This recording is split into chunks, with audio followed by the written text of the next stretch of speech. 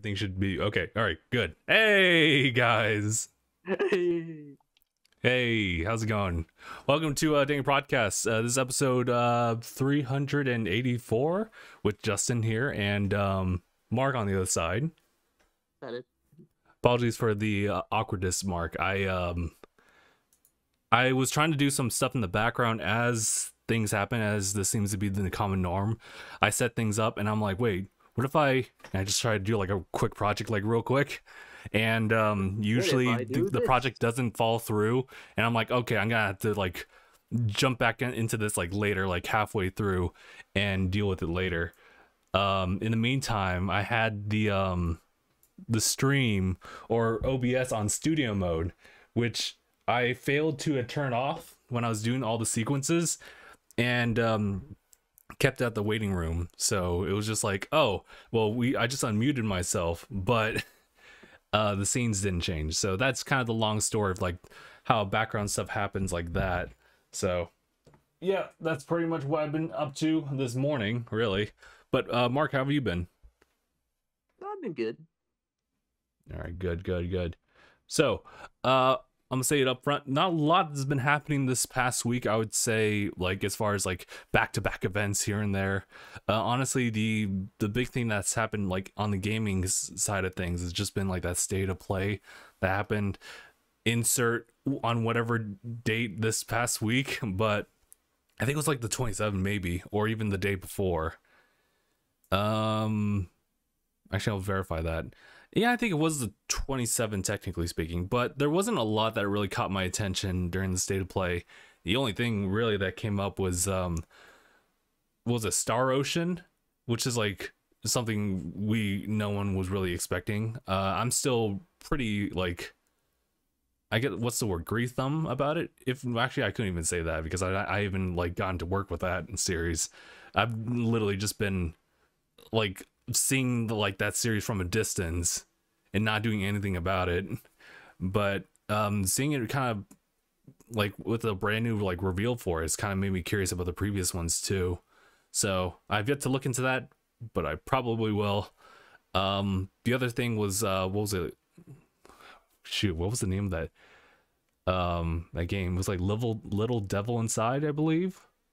Yeah, this was premiered like I think late or mid-May of 2021. They showed this as like one of the other like PlayStation 5 games showing up, but I was really curious about it because it had like a really like cool art style with just the environments looking hyper realistic, but your main character and some of the monsters like have a like a specific look to them. I think the main like humanoid characters are all like almost cardboard cutout shaped, and the monsters are kind of like more like of a 3D poly, like you've literally put these in an engine and see how that played out. Cardboard cutout shape, I was like, well, that's different. It is different, but they move somewhat smoothly. Like, how do I guess I have no, like maybe they move just like Astrobot, or they move kind of like there was another, shoot. You know what? That's all I got. I think that's all I got. I can't think of another metaphor. Ghost Hand saying Little Devil Inside looks neat as well. It's like an indie South Korean game, so that's cool. Oh, nice. Oh, South Korean. So the other thing, yeah, I'm just kind of doing this because like I know that Mark, you dabble in a bit of fighting games tonight as well as Phil. The KOF beta, which I will not have anything to do with, but that's super cool for them. Is it going to be an open beta? I believe so. I'm down. Yeah, it should be an open beta, like unless you have to register like ahead of time. I didn't see any details about that. That and Death's Door is finally showing up on PlayStation as well, so that's super cool. I haven't I have it like purchased and downloaded. I just haven't like started it up yet. But if it's a short game, then I should probably just like touch up on that one and see how that plays out. But otherwise, that's good for PlayStation. Oh yeah, big facts. And that's pretty much everything on like state of play. Still gotta look into Star Ocean though. I got a friend I've seen play Star Ocean. It looks like something you'd enjoy. Probably, right? But I don't even remember what was the last Star Ocean game. I think it's available on Xbox at the very least. I could probably look it up right now as we look it up, but most likely it's probably gonna be flooded with the most like recent reveal for it. Actually, yeah, no, I'll look into that later. But what else is there showing up here?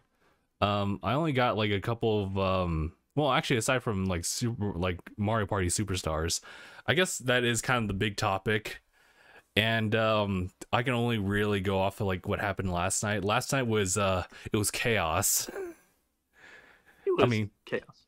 It was like, it wasn't like back to back, but it was definitely one of those where it's like we set it up for 20 turns. It was approximately going to be like an hour. It wasn't an hour, it was like 2 hours. So I think the consensus is that when you set it up for like some number of turns and they tell you the approximation of like how long it will take to beat it, that's just an approximation. If everyone literally just sat down and was so quiet about how they like went about playing their game, that's probably what it was. But if you're with like any family members or friends, it's definitely going to like prolong to like an hour more. And I mean, last night, like obviously the game came out like yesterday, and it was an opportunity where like all of us, like myself, Phil, and his friend Damien, and then Sephi was there. So we had like a 4-player like online only experience, in which every single scenario we could think of, well, actually not every single scenario, but like what we can think of could happen. Those who are familiar with my Twitch streams, at a certain time at night, internet just crashes, and it's at this very specific point in time, to which I'm still doing research on it, but it's ultimately been like, I think it's just simply like the number of like items using the internet like at that point in time. But it's just, I also find it hard to believe on that front, because that's just way too precise of a time. But that was a thing. And the cool thing that we found out was that Super Mario, oh sorry, I keep saying, I want to say Super Mario Party, but that's the prior game to this one. But Mario Party Superstars integrates a lot of cool little like mechanics as far as like the internet connectivity, where if someone like suddenly like drops off, and I think they may have gotten that because of the fact that this is primarily a Wi-Fi type of like console, that they figured that, you know, signals can be cut, and so what they do is they allocate that player to another like party of CPUs, and the other one gets replaced with a CPU of their own, and all you have to do is just rejoin them at any time. And apparently there's also like options to suspend a game if it takes a little bit too long and you got other stuff to do. So I gotta say, that's something unexpected. I wasn't thinking that they would do that, or even expect it to even be a thing.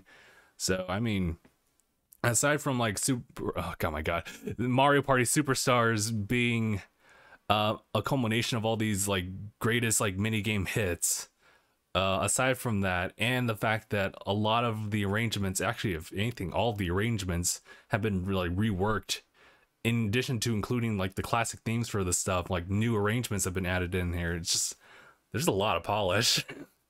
Like this is a whole lot of polish, insurmountable amount of polish on it. And I was like, damn dude, I was really surprised. When I was playing Super Mario Party way back, I mean, that was technically the first Mario Party like I've ever owned. I played like 1 or 2 Mario Parties like in my life and prior to that, and those were like 1 session only.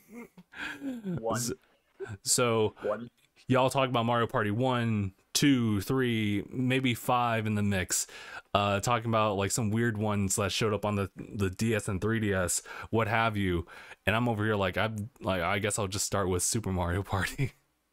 But even with that, with very little knowledge of the previous games, you'll hop in, and once you like look around like some of the settings in Mario Party Superstars, you realize that this was definitely just like kind of a love letter to those who've like played the ones in the past, and for those who have, it's really a nice like look back on everything. So definitely it's worth like the amount of money they're like shoving out to you, like $60. It's totally worth it, especially with the fact that you can play the game like online, whereas at launch Super Mario Party didn't have online. You really have to play it like with like local friends, if anything, or you play solo. But going to Ghost real quick, Superstars is an example of how much thought and care was put into the N64 games. Those boards are timeless. Yeah, I mean, I don't even know where the horror board showed up like at all in the game. That was our main like pick, and it was kind of crazy. You could definitely tune into the VOD that Phil has like on his Twitch channel at MotionMan64. Motion Man, that's some real shit. That's some real shit. Motion Man. Oh my god. I really would love that to be like his theme, but something tells me that even as a parody, even as a parody, it would probably be like, nah, dude.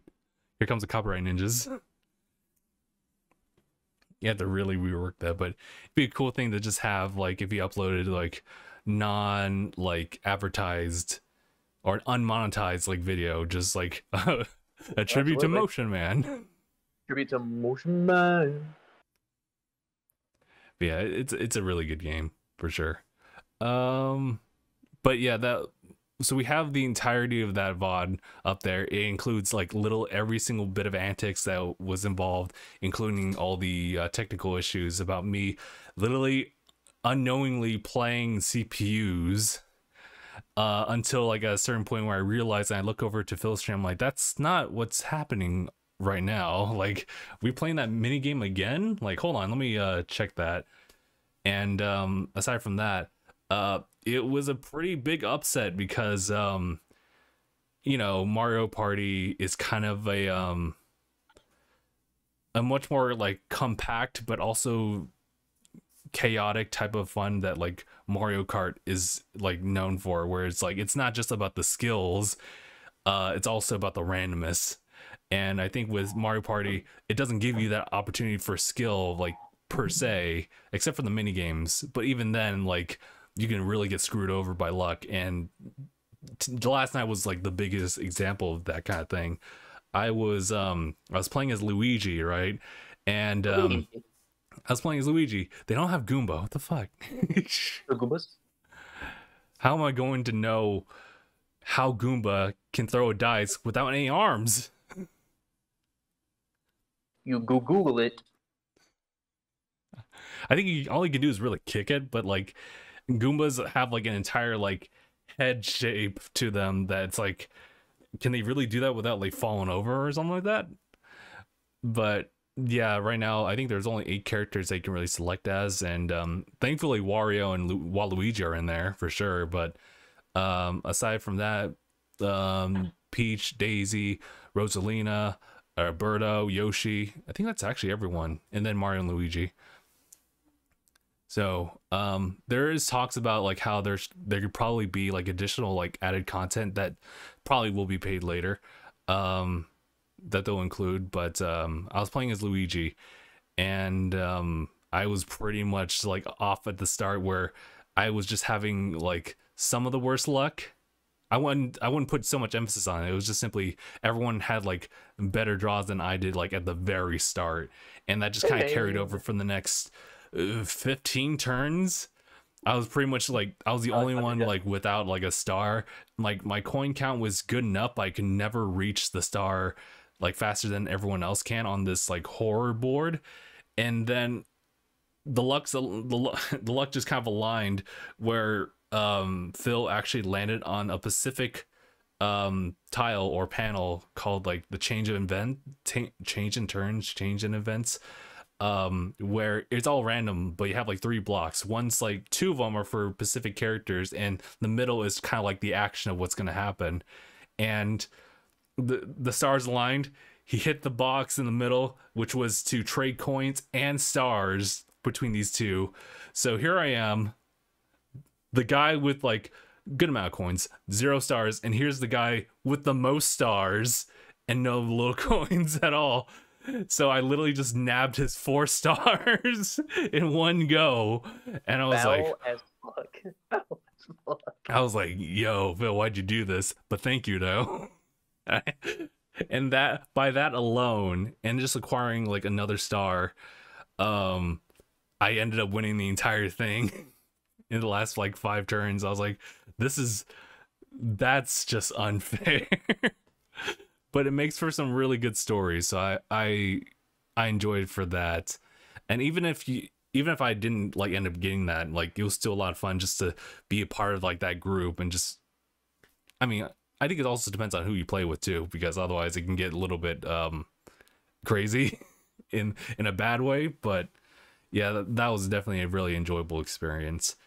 And you know what, all this happened and I had not even mentioned the fact that, like, I would say like 30 minutes prior to Phil starting up his stream, like, or not starting up his stream, like assembling everyone for like for the Discord party chat, my camera, this camera right here, took a nice little like nosedived into my soup.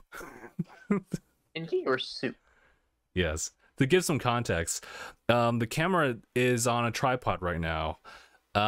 It's set up in a way that's very like compact, and it's like kind of like it's hanging on, but essentially as far as where the legs are, the actual lens itself is sticking out and there's no supported weight underneath it, so there's no legs underneath. It's just like the two that are split off like right in front, so essentially this thing is prone to just tilting over. In also another thing that can cause it to tilt over is just the change in like the height leveling. So like the third leg that's behind, that's supporting, is actually sitting on a slightly elevated like portion of the desk, which is like the monitor clamp, so it's even more prone to like tilting over. And the worst part is that I thought about this as I had the soup right here, like in front of me, as I was setting up this camera.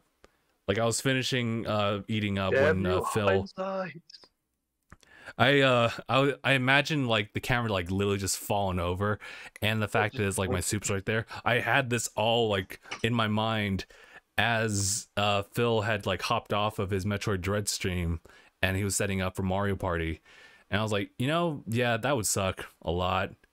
So I look over there, I was looking down at my food, and then immediately I hear the drop, or I hear the clank. This camera not plugged into anything. Lens cap is absolutely on right now. Probably sat in that soup for like 0.95 seconds as I like took it out, and actually the lens was fine. Thanks to that lens cap. The lens cap, I gotta give a shout out to lens cap. Lens cap did its job that day. I literally avoided like all technical issues whatsoever. I just have to wipe it down. Just gonna get a little wipe. So that was a little bit of a quick scare, but I guess that's why there's detachable lenses. Everything else was like untouched, but it did make a little bit of a splash, and I was like, oh, this sucks. At least nothing else got like hit by that. You're say at least it was only one. Only one like that guy actually got hit, and it's fine too. But yeah, I was just super happy that like the camera itself was totally fine. Otherwise, it'd be like one of those things where it's like, ah, well, if the camera lens went kaput like right then and there, then I would just get like a wider angle lens. You know, speaking of cameras, actually, I guess I should go ahead and bring up the next topic, because as I got like the new thing today or yesterday, I was really thinking about like how should I change up like my setup if need be, if I want to start using it. That being that I got the new iPhone 13 Pro, so it's sitting right here. I just got it actually a couple days earlier than expected, and the 13 Pro, in addition to the Max, have like that support for like ProRes video, which is pretty much, in layman's terms, it's just like super good looking video because it has a lot more detail to it, but in return it also has a lot of like data backed up to it, so you pretty much can film something that looks really nice but lose a lot of your data space as a result.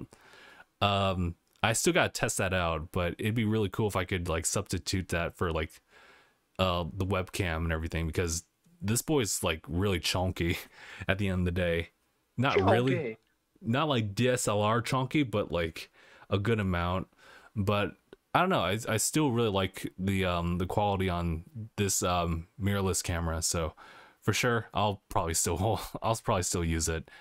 I just wish I had like a better setup for it. This tripod is just like, it's still a danger, but like this area is still pretty well contained, so it's less likely to happen, but that doesn't eliminate it from like ever happening at all. But yeah, more things about like the phone, because from my like creative like content standpoint, the ProRes aspect is definitely alluring. Just the fact that you can make like a lot cleaner video here and there, things that you can like definitely go into post and be like, oh, okay, I can apply these filters. I don't really apply filters at all, but I have that option to do so. And the fact is that like part of the thing is that like these guys can now be like good substitutes for like professional filming in like circumstances where you can't like take a bigger camera with a bigger sensor into like this type of space, because it wouldn't be allowed for it. So things just using like a phone would be a really good substitute, or for other people just simply making content like using just the phone only. Maybe like just have like iMovie like behind it too. It's just, that actually is really, really like nice. I don't know if I will personally use that. I don't have anything in mind as far as an idea of how I can better utilize it and maybe take advantage of that opportunity, but I definitely just needed the upgrade. So I spent yesterday doing the whole transfers, and I have to like also applaud Apple for like their like initiative to just kind of like reduce waste, because a lot of the stuff that like was required as far as opening the box, the whole like trade-in kit, everything didn't really require any tools needed, and everything was very, very minimal. I don't know if I have the box here, but yeah, the box has like just their the staple like stickers, just one charging cable, no block or anything like that. That's totally fine with me. I already got like some stuff ahead of time. But the other thing that was alluring to me was the fact that this guy supports like 120 hertz, which is pretty much just the refresh rate, equivalent to just like how people would like perceive 60 frames per second, but that's like twice that. And the tech behind that is that whenever it's called for it, the image will be like 120 hertz, but like when it's not used at all for motion, it immediately like cuts down on it, just so it's kind of like a dynamic type of like resolution of just changing the frames. The big thing I wanted to test out about that was like, can the phone support 120 hertz for certain games out there? One of those is actually Genshin Impact. So I actually booted up like the game on my phone, and I wanted to share like the results that I found. So first and foremost, this game like runs really well and looks good at 60 frames now. You don't have to really sacrifice a lot.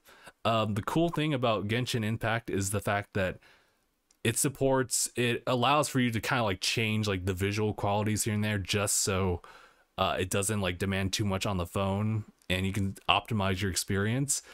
And I gotta give it to them, at least you can do 120.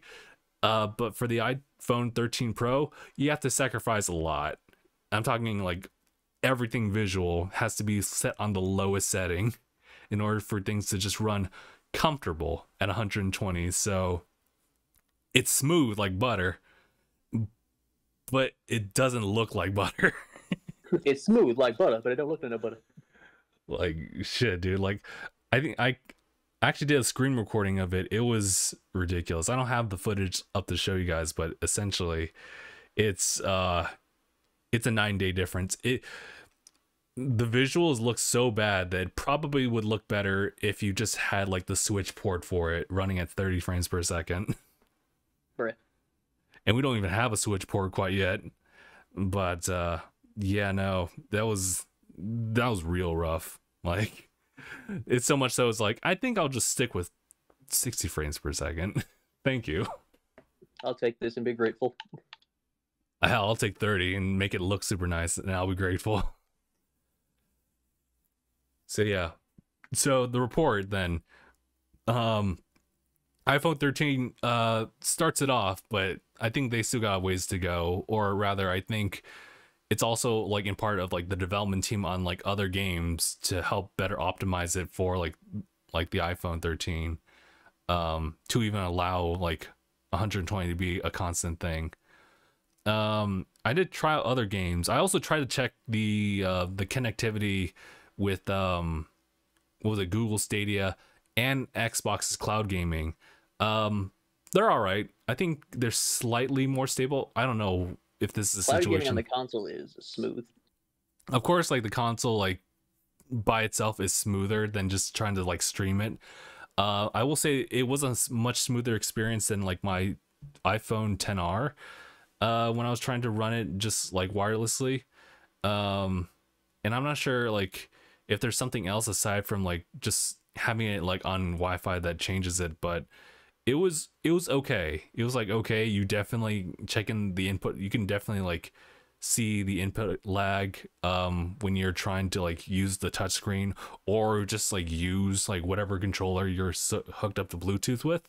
And I will say those streaming services are still really good as long as you have good internet and you are hardline to the internet.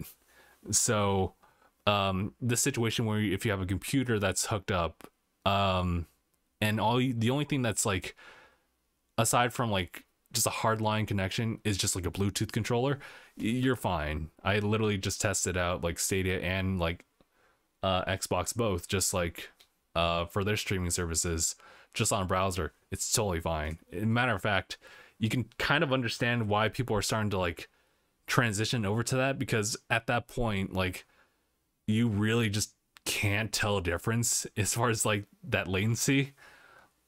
Yeah, I was actually really shocked about it. Like, the technology is there, but I think the next step is really technology getting to the point where like it's near seamless. Just like if I were to press a button right here and the character jumps at the same time, that's where we need to be. But and we're really close, so I gotta give it to them on both like streams and platforms. It's like near good. Did I talk about like the Stadia controller and everything like that? I think I did. Yeah, I did. It was it was literally last week. Yeah, I just used this like a couple hours ago to do like a quick test on it. I was like, oh yeah, no, it's really good. I also have to give it to like Google as far as like just the connectivity with this controller to like any browser, whether it be on PC or your phone. They just have it set up so like you just have to simply press an icon or click on an icon, and it says like, oh, all you gotta do is literally just hold down like the Stadia button to pair and just follow the button prompt, and you're done. It connects. So it's near seamless like that. So I was like, damn, I get it now. It's really good.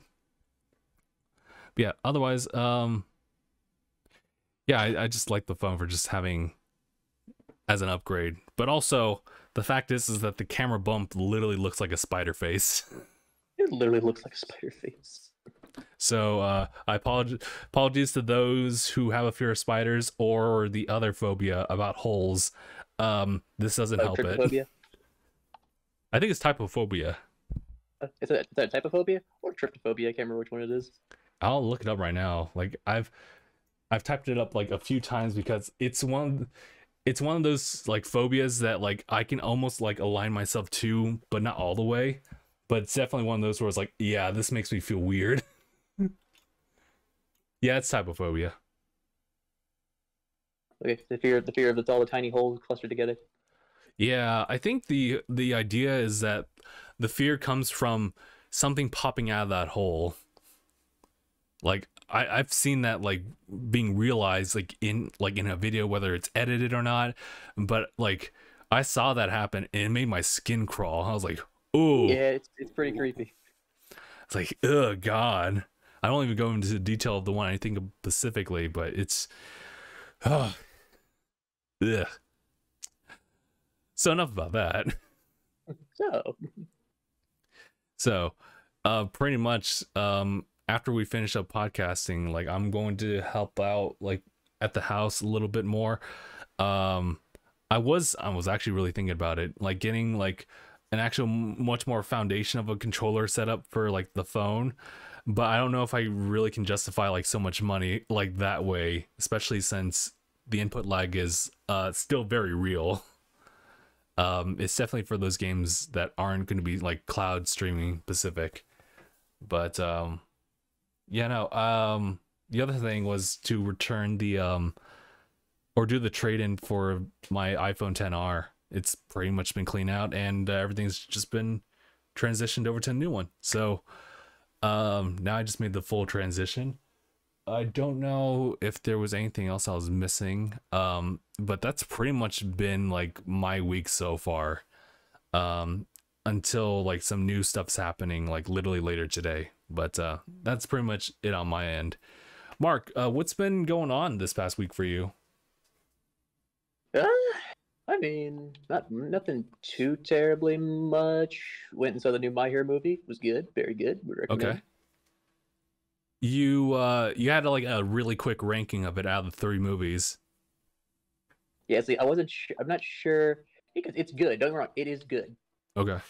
Without a doubt, it's a good movie.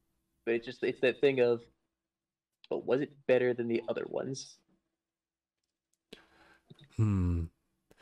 It's been a long time since I've seen like the first one, but I definitely, and honestly, this is because we watched it literally several times over. The second movie, I definitely remember that like almost beat by beat, but that was also a really good movie too. So that's rough. So I'm still good, without a doubt.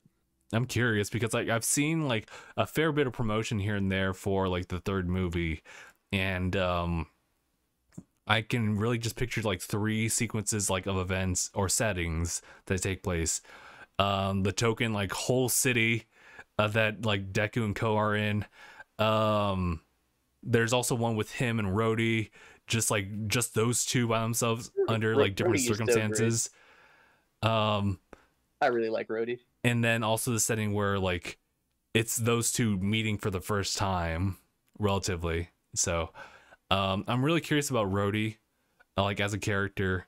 I know there's been a bit of promotion on that one, and I'm curious as to like how that relationship or really the significance of that character really shows up in the movie. So, what was the antagonist's name? Was it Realize or Humanize? It was one of those two. Humorize is the name of the organization. Oh, got you. You know, I guess it's at that point where it's like, yeah, I guess we have to do something like that. I'm also really curious as to how it connects to like the canon, really.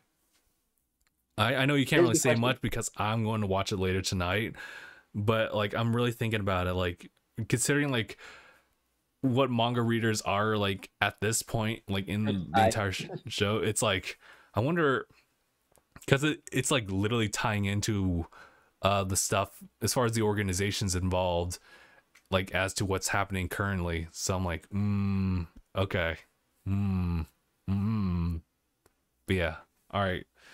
So I know that yeah, Christoph and I are planning on watching that like later tonight. And then so just to give an update to those who tune into our like Sunday like My Hero reads that happen at 11 a.m. Pacific time, we plan on doing like definitely some coverage on like the movie, whether that be before or after the manga read, but we'll keep that like relatively separate. But we can definitely reference that like as far as like the comparisons on that when we do the manga read aspect. For those who are just like anime only, for sure we'll just kind of leave that like alone but separate. Smooth and firm at the same time.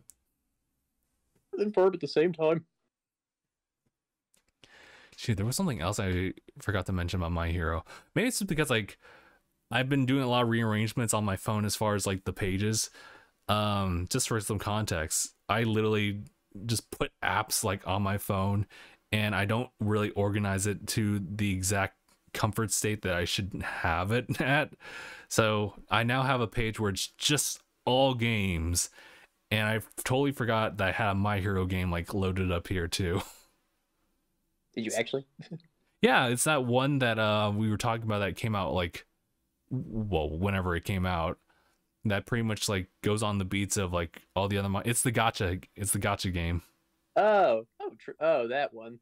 Yeah, I should definitely just check in on that and just see how the performance is there. It was not good when I was running it on my 10R, so I was like, oh, this is kind of choppy. So yeah, I'll give that another shot too. It'd be kind of cool if I actually like follow through with gaming on the phone and show that for the channel. But for now, I'm just kind of focusing on like other RPG stuff. Oh yeah, and I guess I should also talk about this.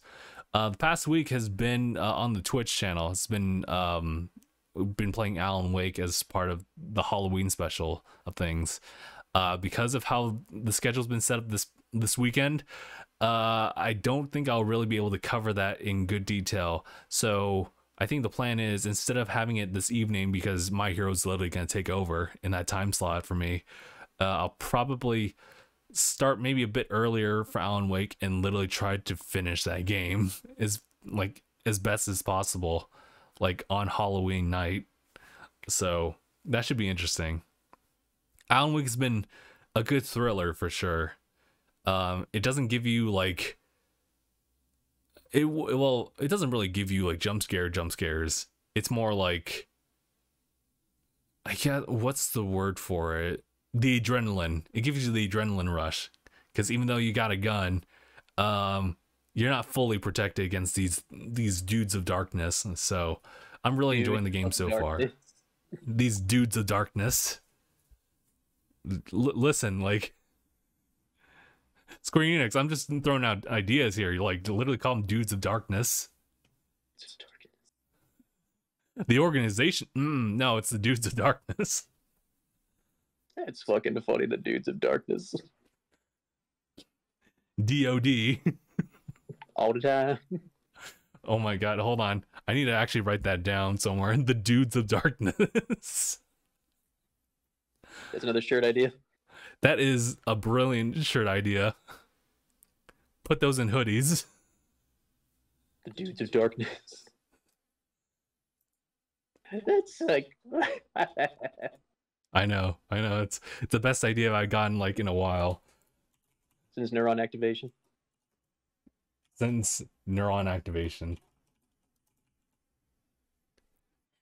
Sora, that's Sephiroth. Sora, that's Sephiroth. And then I know Goofy like chimes in like at a certain point too. And I was like, man, I can't. Man, I can't. Somebody come quick. Somebody come quick. It's actually been trending a bit, like a meme of like Sora and like it was the WB characters from Looney Tunes. The Warner Brothers character. Yeah. So it was Porky, and then it was Daffy. The Looney Tunes. Daffy was Goofy. I was like, why? You're doing this on purpose. Well, yeah, that was funny. Someone even like showed like, I think, a mod image of like those characters instead of like Donald and Goofy. It's like, is this news to people? Like, dude, like, no, it's been the same. Here's that screenshot. I was like, get out of here. Oh god. I'm still on the fence about like the all-in-one package for Kingdom Hearts. I think I'd love to just have that just to have it. I would still be on the fence of whether or not I'd play like all of them. Because I would say that Kingdom Hearts' gameplay mechanics definitely aged like milk. Like milk. It's pretty rough. It's one of those where you look and you're like, but it's part of like the canon, so I get it. Have they ever like milk? It ages like milk.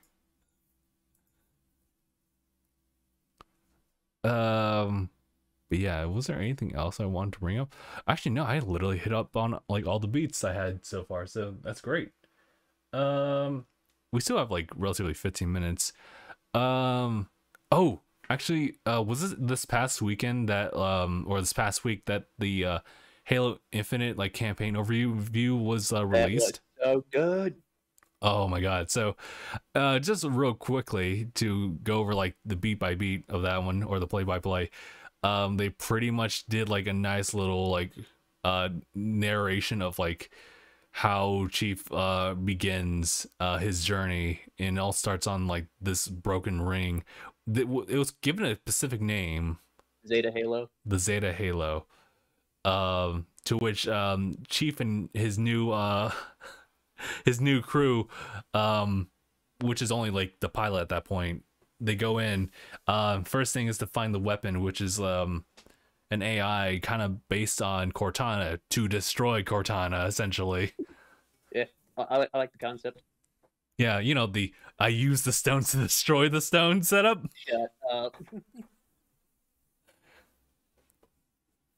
Man, But, yeah, I use the stones to destroy the stones. But essentially, it's an excuse to just like have that great Cortana voice, but not actually be Cortana, just for the sake of the narrative. But I'm starting to like this little posse that Chief has, as he just kind of like free roams like the entire place.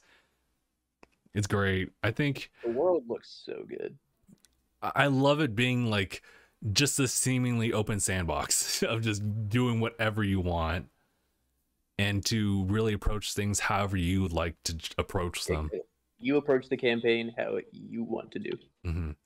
And I did see the upgrades. I was like, oh, that's me. That's me right there. The upgrades look so good.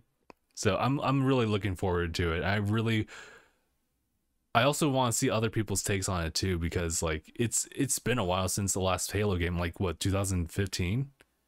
Yep, it was it was Halo 5. That was Halo 5 Guardians. So, well, aside from me having to catch up back on that one, I know that like a lot of people revere like the first 3 as like really, really good. Reach as well. And I know that some people were like, 4's campaign was kind of weird, and apparently 5 is kind of like extra weird, but I do kind of like the approach to it. I think I'm much more inclined with like a more talkative Chief. Well, more talkative Chief, yeah, versus the other 3, because I know like the first 3 he wasn't really much to say much. If it meant just talking about like what he wanted to do, then so he said it. But I did like their direction with Chief, like from 4, and I'm curious as to like what happens. Well, actually, I kind of know what happens in 5, but I want to see it play out. Not as a movie. I actually do want to sit down and play that. Yeah, that focused it not as a movie. Listen, man, I have this Elite Series 2 controller, and it's been like, I've been using it, but it's not the same with any other game except for first-person shooter games. So I'm like, I need, like, ever since I finished Doom Eternal, I gotta like use it for something else, because it's like, it's so good, I have to use it for something else. Okay, Halo, eventually, right? Fair enough.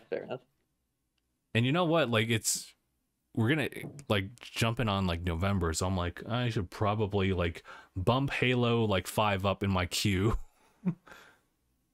The games I'm playing like off time right now are pretty much anything you see on that shelf over there. Anything you see over there. Actually, that's about it. Yeah, not just it. You know, I'm still playing through like Atelier Ryza 2. I'm really taking my time on that one, despite like feeling the need that I need to go through all these other games too.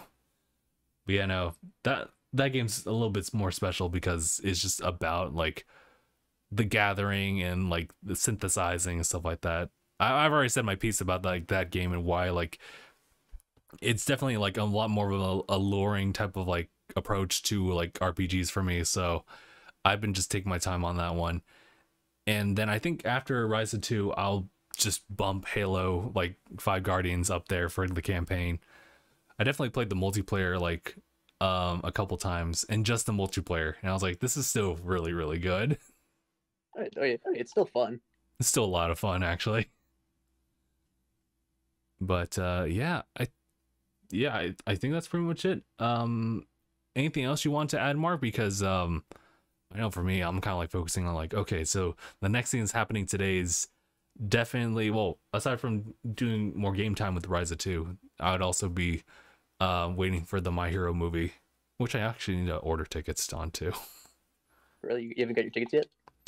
Yeah, convenience can be a double-edged sword. Why? Because how expensive it can be? I mean, like, there's also the possibility I'd lose my seats, but it's one of those things where it's like, I can do it later. I can do it later. Wait, how would you lose your seats?